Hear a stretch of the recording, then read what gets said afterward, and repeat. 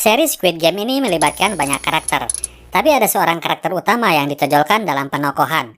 Karakter utama itu diwakili oleh seorang Seong Gi-hun, seorang sopir yang lagi banyak dililit utang.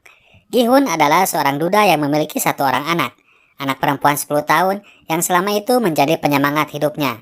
Gi-hun baru tahu kemudian bahwa anaknya akan dibawa pergi oleh mantan istri dan suami barunya ke Amerika. Disadarkan oleh ibunya yang sudah tua bahwa ia tidak akan sanggup bertahan kalau nggak ketemu sama anaknya, Gi-hun pun bertekad untuk melakukan sesuatu agar bisa memperjuangkan hak asuh bagi anaknya. Itulah yang menjadi motivasi Gi-hun untuk mau mendaftar sebagai peserta Squid Game agar bisa memenangkan banyak uang untuk bekal pengajuan hak pengasuhan anak. Gi-hun akhirnya menelepon nomor yang tersedia pada kartu undangan yang diberikan oleh seorang salesman yang sebelumnya bertemu dengannya di stasiun kereta.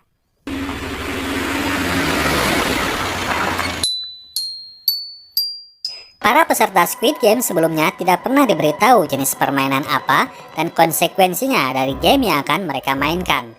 Melihat interior ruangan venue yang unik dan lucu, ditambah lagi ketika mereka ketemu dengan sebuah boneka anak perempuan, para peserta mengira bahwa permainan itu hanya buat lucu-lucuan saja. Ketika mereka melihat bahwa konsekuensinya bagi pelanggar aturan adalah hukuman tembak mati, banyak sekali peserta yang panik sehingga mereka pun melakukan pelanggaran bersama, melakukan pergerakan di saat seharusnya mereka tidak melakukannya. Di momen itulah terjadinya banyak korban yang membuat berkurangnya secara signifikan jumlah peserta. Untuk memenuhi klausul nomor 3 dari permainan, para peserta diberi kesempatan untuk melakukan voting untuk memutuskan apakah permainan akan terus atau diberhentikan. Dalam proses itu akan dicari suara terbanyak. Peserta yang mayoritas ingin berhenti kemudian terfraksi menjadi dua bagian yang sama ketika panitia memperlihatkan jumlah uang yang akan menjadi hadiah bagi pemenang permainan itu. Sebagian jadi rubah pikiran. Voting berjalan dengan perolehan suara yang berada pada selisih yang tipis, sampai akhirnya voter menyisakan satu orang lagi dalam posisi 100 lawan 100 suara. Peserta nomor 1, seorang kakek tua penderita tumor otak, maju untuk memberikan suaranya dan ternyata dia memilih untuk berada di pihak yang menginginkan permainan untuk diakhiri, yang mana itu termasuk Seo Gi-hun dan Ali, seorang pekerja imigran asal Pakistan. Permainan pun dihentikan dan semua peserta dikembalikan ke kotanya masing-masing dengan dilempar dari dalam mobil.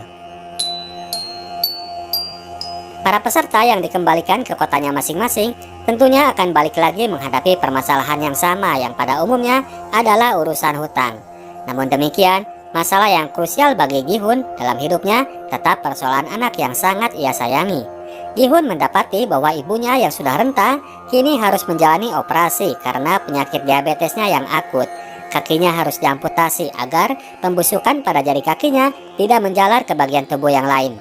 Untuk itu ia perlu uang yang banyak. Cari sana-sini dia tidak mendapatkannya.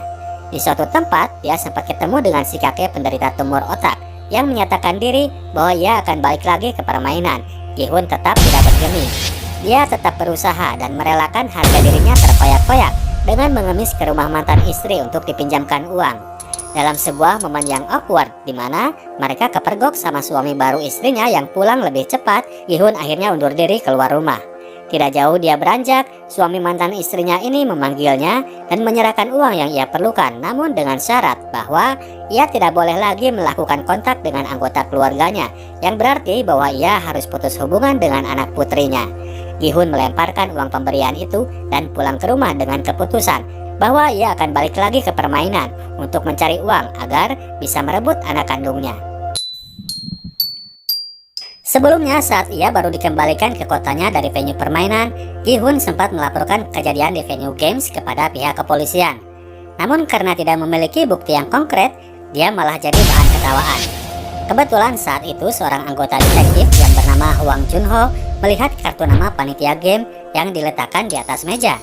Kebetulan pula si detektif itu melihat kartu tersebut di kamar kakaknya yang telah lama menghilang. Penasaran dengan Gi-hun, detektif tersebut mengikuti rombongan mobil panitia yang membawanya ke dermaga untuk menyeberang ke venue games yang diadakan di sebuah pulau di seberang. Detektif itu kemudian masuk ke dalam mobil dan menyerang seorang petugas, lalu dengan seragamnya menyamar sebagai salah seorang petugas pengamanan game dan masuk ke arena TKP. Dari momen itu, venue game tidak lagi clear, ada mata-mata seorang aparat yang mengintai. Gi-hun memiliki seorang tetangga yang ternyata ikutan pula berada di venue Squid Game. Namanya adalah Sang-woo. Orangnya dikenal sebagai anak yang paling cemerlang di wilayah mereka, paling cerdas sekecamatan. Namun karena sebuah gambling yang meleset yang telah ia lakukan pada investasi falas dan saham, ia kini jadi terlibat banyak hutang. Sang-woo telah menyertakan surat rumah dan toko ibunya sebagai jaminan. Namun demikian, Sang-woo tetap dicitrakan sebagai orang yang baik. Ia memberi ongkos untuk Ali agar ia bisa pulang gak harus jalan kaki.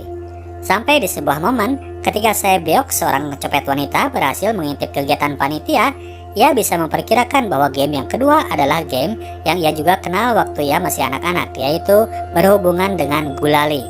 Saat itu Sang-woo membiarkan Gi-hun mengambil sebuah pilihan yang paling sulit, mengeluarkan bentuk payung dari cetakan gulali yang sebetulnya ia bisa memberitahu sebelumnya bahwa bentuk segitiga adalah pilihan yang paling aman untuk bisa lolos dari game tersebut. Di sini jati diri sesungguhnya dari Sang-woo mulai terungkap bahwa meskipun ia cerdas, namun ia ini adalah seorang cerdas yang culas. Seorang dokter menjadi orang dalam bagi beberapa orang petugas permainan yang melakukan bisnis sampingan dalam permainan, yaitu dengan mengambil organ-organ tubuh peserta yang meninggal. Sebagai imbalan, sang dokter akan dikasih bocoran mengenai permainan berikut, dan itu yang membuatnya selama ini bisa lolos dalam permainan. Ketika permainan masuk pada game ketiga yang mengharuskan peserta bermain dalam formasi tim, sang dokter langsung merapat ke gengnya Deok-soo, seorang preman pembunuh, peserta yang paling sangar di antara kesemua peserta. Dengan tambahan seorang peserta yang memiliki kualitas dalam otak dan pikiran, gengnya Deok-soo yang sebelumnya berkualitas fisik saja menjadi geng yang paling ditakuti, dengan formasi yang bisa dibilang paling lengkap dan sempurna. Masuknya seorang kakek tua yang lemah secara fisik ternyata menjadi keuntungan besar ke dalam timnya Gi-hun. Pada game ketiga, sebuah permainan tug of war, tarik tambang kalau di sini, si kakek menjadi tokoh kunci berhasil lolosnya tim Gi-hun dalam menghadapi tantangan. Permainan tarik tambang yang secara sepintas merupakan permainan yang total mengandalkan fisik, ternyata diputar balikan oleh si kakek yang paling berpengalaman memainkan permainan anak kecil. Bermain tarik tambang ternyata memerlukan strategi.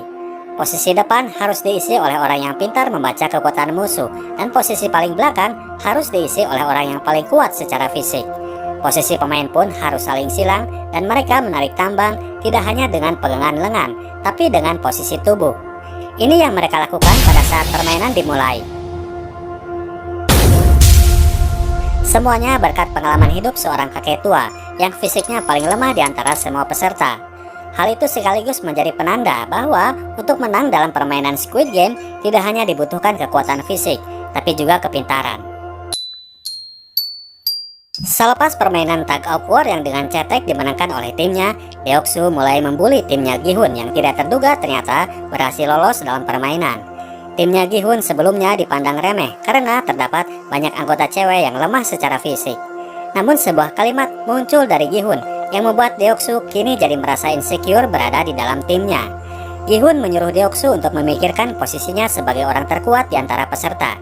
Kalau terjadi lagi tawuran seperti kemarin, Deok-soo akan menjadi orang pertama yang akan ia incar. Sejak panitia Squid Game memberlakukan kondisi alam yang bebas di dalam hanggar, setiap peserta dibebaskan untuk saling bunuh-bunuhan. Kini tiap orang merasakan kondisi yang tidak aman, dan dengan itu, sekarang Deok-soo pun sebagai orang yang paling ditakuti mulai merasakan suasana tersebut.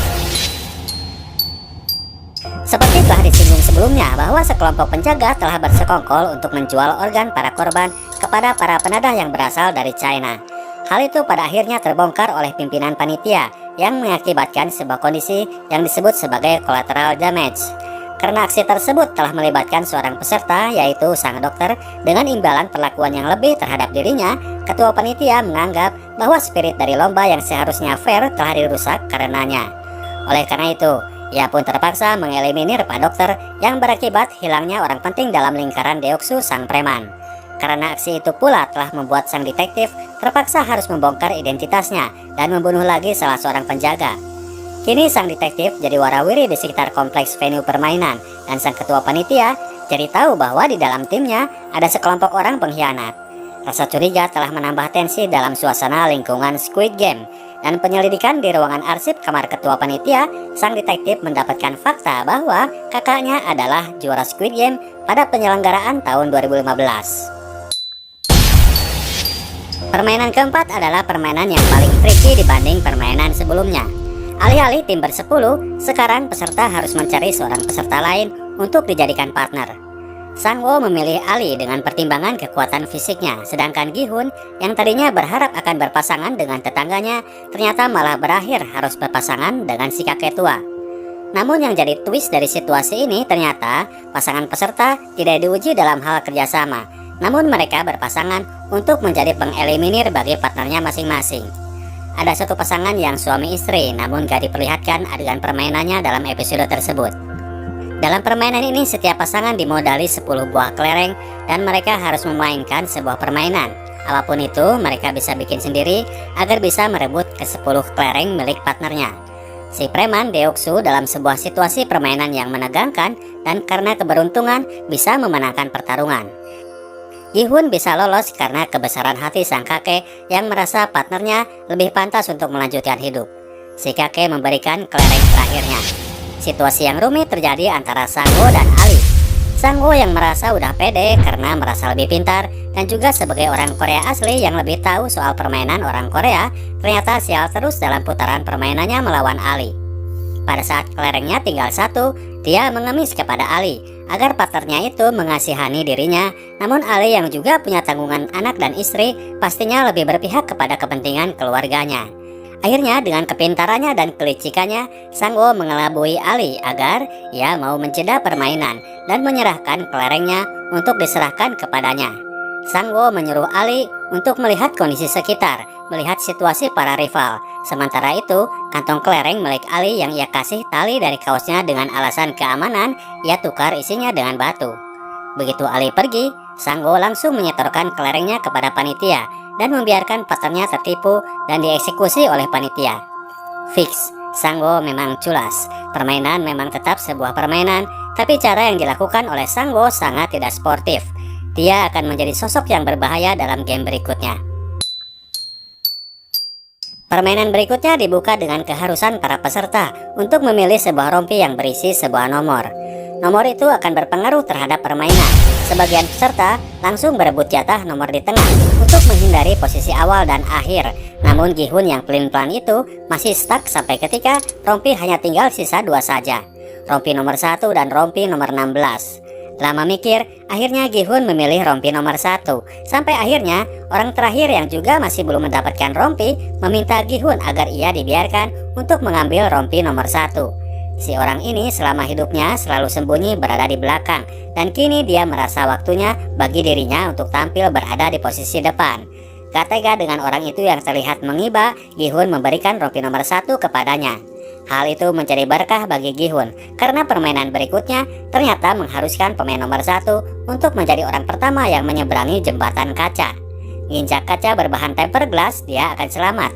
Tapi kalau dia nginjak kaca berbahan gelas biasa, maka kaca itu akan pecah dan pemain akan jatuh ke bawah. Hoki lagi bagi Gi-hun.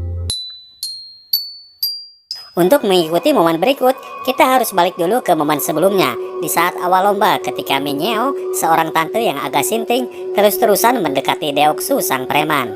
Minhyeo ingin berlindung di belakang Deoksu, yang ia lihat paling kuat di antara semua peserta, agar ia bisa lolos dalam permainan demi permainan. Maka dari itu, Minhyeo pun melakukan berbagai cara, antara lain dengan memberinya korek api di permainan Honeycomb ketika Deoksu sedang mengalami kesulitan, dan membiarkan sang preman untuk menggagahi dirinya sebelum permainan masuk kepada game Tug of War. Namun demikian, ternyata Deoksu tidak mengajaknya pada saat permainan Tug of War dimulai, dan itu membuat Minhyeo merasa dikhianati. Si tante ini bersumpah bahwa dia akan membunuh Deoksu yang ia buktikan pada permainan jembatan kaca. Minhyeo merangkul Deoksu dan membawanya jatuh bareng ke bawah dengan menghantam jembatan kaca. Tamu VIP yang menjadi sponsor bagi permainan Squid Game mengharuskan kepala panitia untuk sebisa mungkin memuaskan mereka. Ketika permainan tinggal menyisakan 4 orang lagi, sang panitia mengetahui bahwa peserta yang ada di depan adalah mantan pegawai di pabrik pembuatan kaca, sehingga ia bisa membedakan antara jenis tempered glass dan bahan kaca biasa. Hal itu sangat mengecewakan bagi pihak tamu karena dianggap bikin permainan jadi nggak menarik. Akhirnya pada momen penentuan itu, kepala panitia mematikan lampu penerangan pada jembatan sehingga membuat peserta tidak lagi bisa membedakan kedua jenis kaca. Dia pun jadi stuck, gak mau melangkah. Di saat yang kritis tersebut, Sangwoo kembali step up untuk menampakkan jati diri yang sebenarnya. Dia mendorong si mantan pegawai pabrik kaca itu sehingga terjatuh. Sangwoo memperlihatkan bahwa dirinya memang si Raja Tega, kali ini tepat di depan mata Seobeok dan Gi-hyun. Selain berpengaruh kepada jalannya permainan, kehadiran tamu VIP juga berpengaruh kepada jalannya penyelenggaraan acara. Detektif Huang yang kini menyamar menjadi salah seorang pelayan tamu VIP membuat tertarik seorang tamu yang melihat sorot matanya seindah bola pingpong. Tamu ini dari awal memang sudah terlihat agak nyentrik dan gila seks. Sang tamu dengan keistimewaannya sebagai orang yang spesial meminta agar Huang membuka topengnya dan memuaskan dirinya, yang mana itu bertentangan dengan prinsip penyelenggaraan acara yang mengharuskan setiap staf untuk menjaga kerahasiaan identitas mereka. Sang detektif tentu saja bukan orang sembarangan yang mudah disuruh-suruh. Dengan pistolnya, ia balik mengancam dan mengcapture wajah sang tamu dengan ponsel yang sejak awal game ia pasang untuk merekam jalannya suasana. Sang detektif pun kabur, berenang dengan menggunakan alat selam fasilitas venue lomba, dan hal itu membuat The Frontman, sang ketua panitia, turun langsung untuk melakukan investigasi. Hwang Junho, sang detektif, sampai di pulau seberang dan mencoba untuk menghubungi kantor tempatnya bekerja meskipun sinyal yang dia dapat agak lep-lepan. Dia meminta agar timnya mengirimkan full squad menuju lokasi dia berada. Namun demikian, pada akhirnya ia berhasil disudutkan. Hwang Junho berada di ujung tebing, dia tidak bisa berlari lebih jauh lagi. The Frontman berusaha agar Hwang Junho menyerahkan diri, tapi sang detektif nggak mau menyerah. Dia menembak bahu The Frontman. Pada akhirnya, The Frontman, si ketua panitia ini, harus membuka topengnya agar ia bisa lebih membujuk sang detektif yang ternyata adalah adiknya sendiri. Sosok ketua panitia pun terungkap. Dia adalah Hwang In-ho, kakak Hwang Junho yang selama ini dicari-cari, dan kini sejak jadi pemenang di penyelenggaraan tahun 2015 telah beralih posisi menjadi panitia. Insting membunuh sudah mendarah daging dalam diri Hwang In-ho. Dia menembak adiknya dan membiarkan Hwang Junho terjun ke lautan lepas. Selepas permainan di jembatan kaca yang berakhir dengan diledakannya jembatan tersebut sehingga menimbulkan semburan kaca yang berterbangan, ketiga finalis kembali berada di dalam hanggar dan mendapatkan jamuan makan malam yang spesial. Namun saat itu, Seobeok justru membiarkan daging steaknya tanpa ia sentuh. Fakta yang terjadi adalah Seobeok terkena semburan kaca tadi dan satu bongkah pecahan kaca telah menancap pada perutnya. Kondisinya kini sedang kritis. Malamnya, dengan masing-masing dibekali pisau steak yang ditinggalkan oleh panitia, mereka masing-masing saling berwaspada. Gi-hyun lebih mewaspadai Sangwoo yang sudah terlihat berjiwa tega. Dia menghampiri Seobeok yang terlihat sedang lemah untuk menemaninya. Saat itu, Gi-hyun sempat melihat Sangwoo dalam keadaan terlelap. Dia segera bergerak untuk membunuhnya, tetapi kemudian dilarang oleh Seobeok. Ketika cewek ini masuk fase kritis, Gi-hyun sempat menghampiri pintu untuk meminta bantuan panitia agar memberikan pertolongan kepada Seobeok. Momen itu dimanfaatkan oleh Sangwoo untuk menghampiri rivalnya yang sedang lemah dan sekalian menghabisinya dengan pisau pemotong steak. Gi-hyun lengah. Dia telah membiarkan temannya berada sendirian tanpa terjaga. Momen itu juga menjadi penentu bagi peserta finalis yang kini hanya tersisa 2 orang. Tetangga satu kecamatan, Gi-hyun melawan Sangwoo. Ending dari duel tetangga ini sepertinya bukan puncak dari seri Squid Game karena sangat mudah untuk ditebak. Gi-hyun, sang tokoh utama, pasti yang akan dimenangkan, tapi prosesnya yang unik dan bikin gregetan. Duel terjadi di antara Gi-hyun dan Sangwoo dalam permainan Squid Game. Disebut duel karena panitia membebaskan peserta untuk melakukan berbagai bentuk kekerasan. Gi-hyun berhasil membuat Sangwoo tak berdaya dan berada di posisi yang bebas untuk jalan ke kepala gurita. Petugas pun siap untuk mengeksekusi Sangwoo. Namun saat itu, Gi-hyun malah berhenti dan mengambil klausul nomor 3 agar panitia memberhentikan lomba. Gi-hyun menghampiri Sangwoo dan mengajaknya berdamai agar mereka berdua bisa pulang dalam keadaan selamat. Sangwoo saat itu terbaring dengan pisau yang berada di samping kepalanya. Situasi yang mengkhawatirkan karena Sangwoo bisa aja jadi menusuk balik seperti yang ia lakukan kepada Ali. Tapi saat itu ternyata Sangwoo sudah sangat tak berdaya. Ia tidak sanggup lagi untuk melawan. Namun demikian, ia tidak rela kalau permainan harus berhenti, karena itu berarti uang hadiah tidak akan diberikan. Oleh karena itu, agar setidaknya ibunya terbebas dari beban utang yang telah diakibatkan oleh kelakuan dirinya, Sangwoo mengambil pisau itu untuk menghabisi nyawanya sendiri. Ia menitipkan ibunya kepada Gi-hyun agar diurus segala bentuk hutangnya. Gi-hun yang udah punya tabungan yang segunung ternyata tidak lantas bisa menikmati hadiah itu. Ia masih terbelit rasa bersalah. Suatu hari dia mendapatkan sebuah kartu undangan untuk datang ke sebuah tempat di tengah kota. Gi-hun mendatangi kamar itu dan ternyata Oh Il-nam sang kakek penderita tumor otak sedang berada di sana. Ternyata dia masih hidup, tidak dibunuh oleh petugas. Di sini akhirnya terungkap bahwa dalam permainan Squid Game adalah si kakek ini yang ternyata seorang yang kaya raya. Saking banyak uangnya, ia merasa tidak lagi memiliki tantangan dan kesenangan dalam hidup. Itulah alasan dia membuat event Squid Game agar bisa lagi merasakan kesenangan seperti saat masa kecil dulu, meskipun dengan versi yang lebih sadis.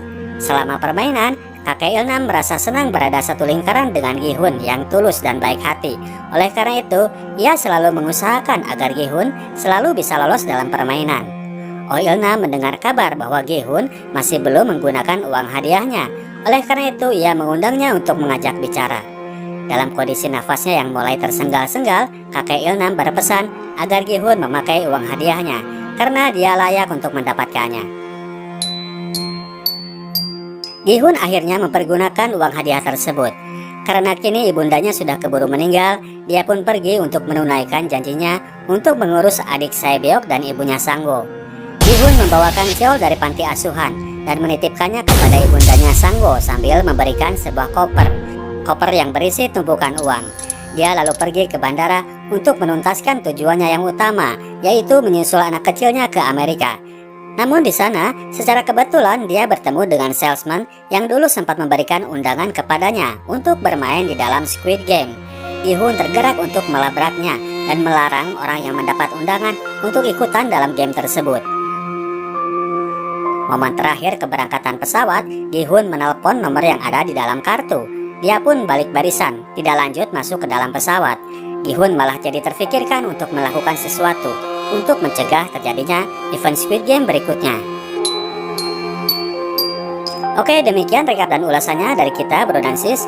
Mudah-mudahan adegan terakhir tadi memang jadi penanda akan adanya season 2 dari Squid Game yang lebih menarik dan lebih seru. Kita tim Sinotok cabut dulu, sampai jumpa di video kita selanjutnya. Ciao.